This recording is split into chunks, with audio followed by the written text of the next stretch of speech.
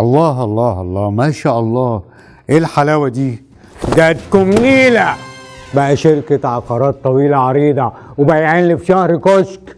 تقدري تقولي لي يا اساتذه ايه مشكله البيع قبل ما الشركه تضيع؟ استاذ احمد، بعت ايه في اخر 3 شهور؟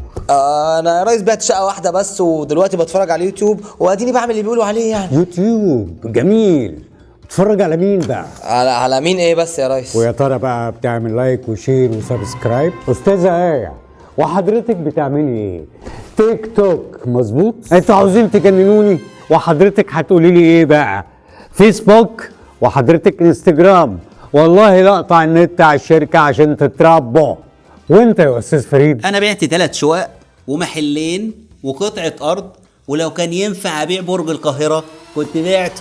وعملتها ازاي؟ بسيطه، على ابلكيشن هافينج.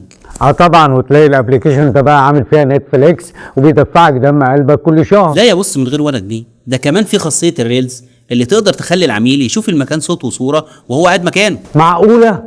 طب خليكوا بقى انتوا في اللي انتوا فيه في التيك توك والانستجرام، وبرضه هقطع عنكم النت. اما انت بقى يا فريد فهفتح لك هوت سبوت من عندي.